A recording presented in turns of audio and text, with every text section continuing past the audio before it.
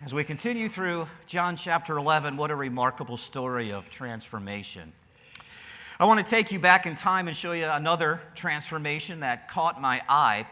We're going back to the late 1950s here in America, where 25 miles outside of Topeka, Kansas, in 1959, our military commissioned a missile base.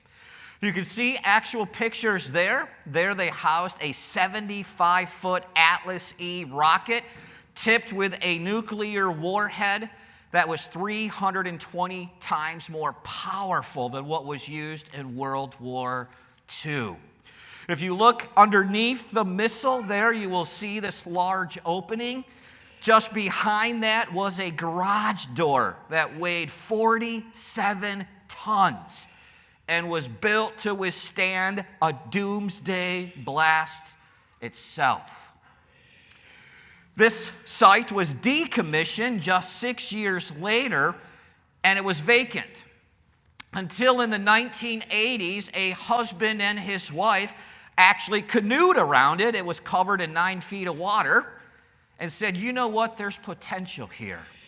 And so they bought it in the 80s for $40,000. And then they went to work with sweat equity and vision and their own funds. And now it's on Airbnb with many living apartments with full kitchens and bathrooms and hot tub and fireplace. And I think it's even for sale, if you want, for $3.2 million. Remarkable transformation. Something that was identified with death and destruction is now transformed into a place of community and family and recreation.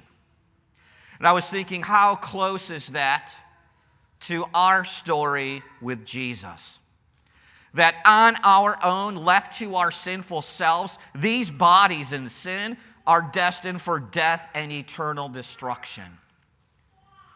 But Jesus in His grace and mercy has come, and He has taken up residence in here and made these temples of His holy abode. And He has transformed us and continuing to transform us to be places of Christian community and family and love. And it's the same transformation we've been walking through in John 11. Where last week we looked at the pinnacle moment when Jesus said, Lazarus, come out. And he immediately came out unbound, hitting his hands and his head. And we think the story might be done there. He's alive. After 4 days, he's back out. But it's not. There was still more work of transformation that was going on that day. And as we look at that, as we continue with the ensuing verses, we're going to talk about 3 more truths as this narrative continues that are true of Jesus' transformation. We'll start with a verse from last week. The man who had died, Lazarus, came forth. Therefore, many of the Jews who came to Mary from Jerusalem and saw what Jesus had done believed in him. But some of them went to the Pharisees and told them what Jesus had done. The first truth here in our text is that transformation is always tethered to Jesus Christ. Without Jesus, there is no true or lasting transformation. Without Jesus, Lazarus is still in that grave. Without Jesus, the crowds are not led to believe in him that are there that afternoon. Without Jesus today, there is no transformation in any of us. It's always tethered to him. Did you catch something as we were reading those first verses? Think about it. Even after this man that was dead for 4 days is now alive and you can talk to him, the focus is still who? It's still Jesus. When they saw what Jesus had done, they believed in him. But some of them went and told the Pharisees what Jesus had done. Even after this most amazing miracle in John's gospel, it is still all about Jesus Christ. Do you remember what Jesus did in our text last week before he called Lazarus out? Remember, he lifted his eyes to heaven and thanked the Father for always hearing him in prayer. And then what did Jesus pray for? He prayed that the crowds who were gathered around him outside of Lazarus' tomb, he prayed that they would believe that he is the one the Father has sent. Did the Father answer Jesus' prayer? Look at verse 45. Many of those who came and saw what he did believed into him. You bet the Father answered Jesus' prayer, just as he continues to answer us. And what does John tell us about those newest believers in God's kingdom that day? They were Jews. There were many of them who believed. And where was their faith? They believed into him. That their faith was tethered into Jesus Christ, just as ours is today. Because that's the truth of transformation. It's always tethered to Jesus Christ. Verse 46 on the screen starts to lead us into a dark side that results from Jesus' working of transformation that day. Because it's this truth. Transformation is never neutral. Ever. Not the transformation that Jesus brings. Some who saw what Jesus did went back to Jerusalem, the 2-mile walk from Bethany, and immediately told the Pharisees, guess what Jesus did now? And then look what happens. The chief priests and Pharisees gathered the Sanhedrin. Who was the Sanhedrin in Jesus' day? Is the Supreme Court, the highest religious court in all of Judaism, is immediately gathered because Jesus has reached that high. We have to get this to the highest court in the land. And look at what they say. What are we going to do? For this man is doing many signs. If we permit him to go on like this, all peoples will believe in him. And then the Romans also will come, and they will take away our place and our nation. You see how fear is driving their response? It's all fear of what they could lose, not what they could gain in Jesus Christ. In John's gospel, this is the deciding verdict, the deciding day in court that leads to Jesus' death. Not later before Caiaphas or even before Herod. In John's gospel, this is the court trial that already determines Jesus' sentencing. And that also leads us then to the next truth about Jesus' transformation. That transformation is a two-sided coin. I brought a coin with me this morning. It's a golden $1 from Canada. at least worth $1 on their side of the border. And like every usual coin, this coin has two sides. On one side, it has a head, and on the back side, because it's Canadian, it looks like a Molson six-pack. Actually, I think it's 5 Olympic circles. Transformation, Jesus' transformation is always a two-sided coin.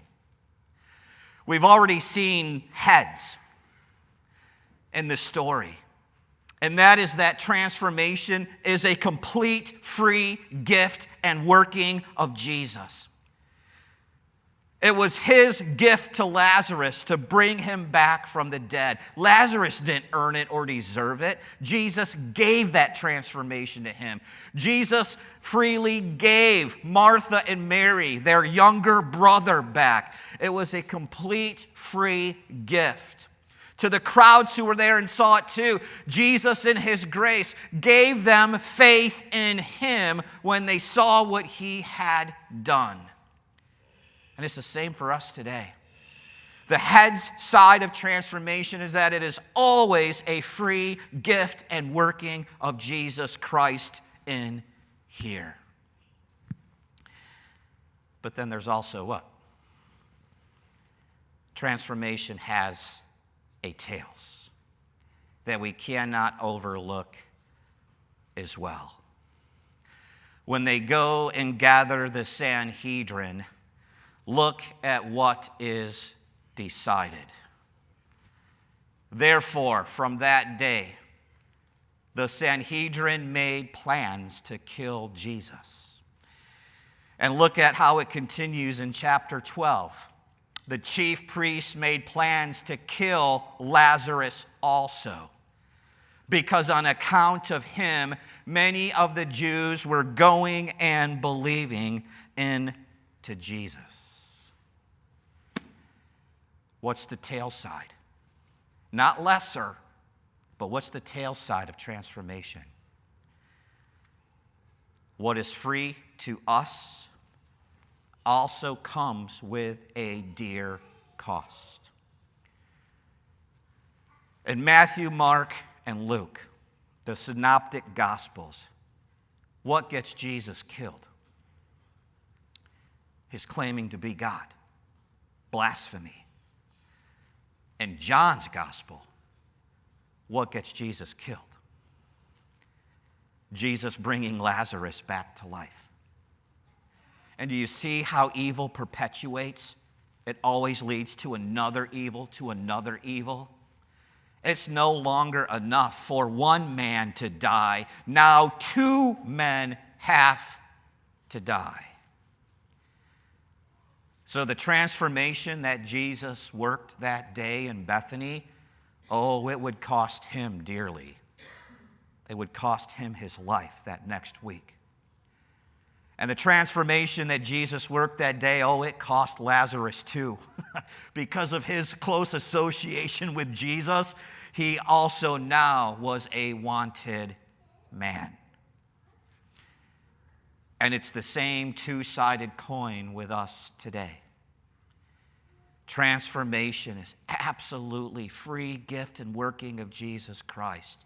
Heads. But transformation also comes to us and can cost us everything. I couldn't help notice in the news these past few days how the small little town where I did my vicarage, a student pastor internship, was actually in the national news. I was the first ever vicar at Trinity Lutheran Church and School in Atchison, Kansas. Yes, it does exist. About 1 mile from there, I have been there, is Benedictine College, and it's on the bluff of the Missouri River, and it's a beautiful setting. And I couldn't help but notice the fallout from the commencement speech by the Chiefs kicker, Harrison Butker. I read the full transcript. I would encourage you because stuff can be taken out of context in media. Surprise. And he does have a lot of Catholicism throughout. But there are a couple parts that really caught my eye as well. He talked about this. He was talking to these new graduates.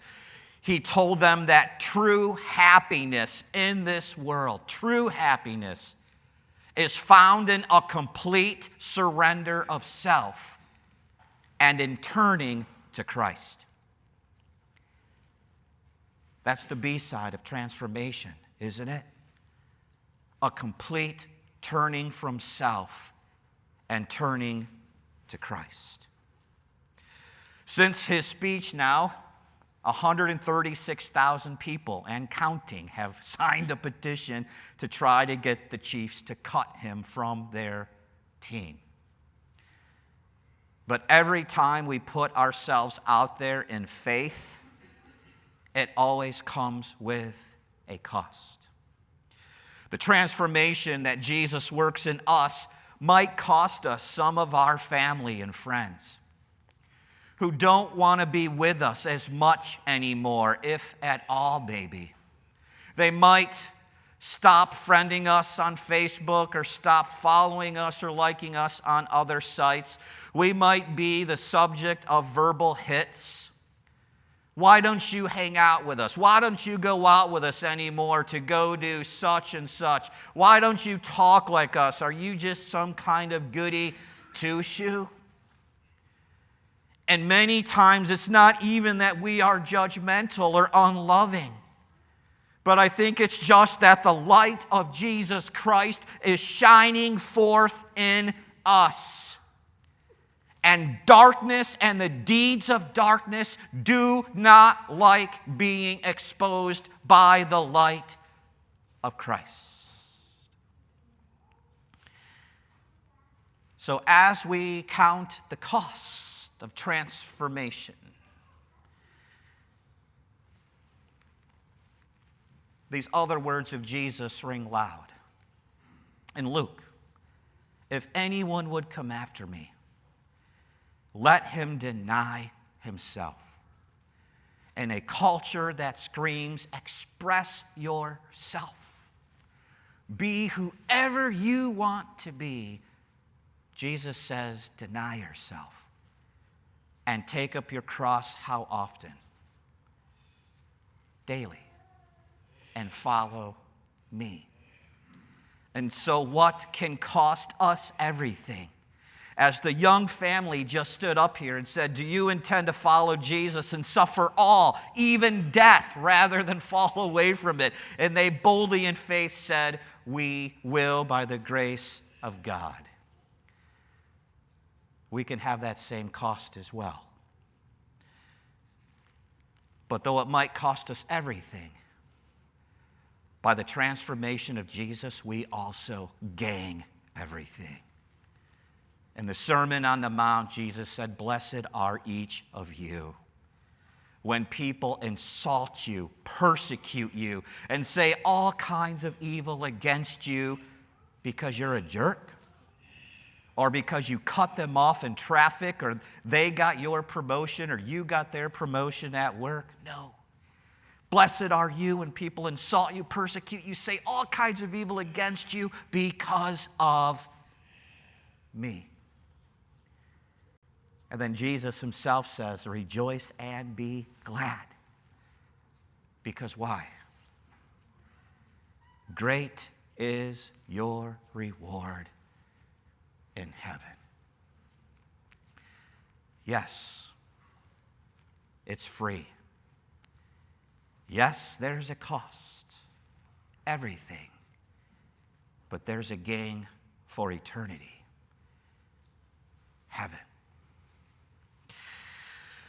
I want you, with the picture of that missile base in mind, as we look at these words, what would your before and after picture look like of Jesus' transformation? Or what would your previously and now look like with him?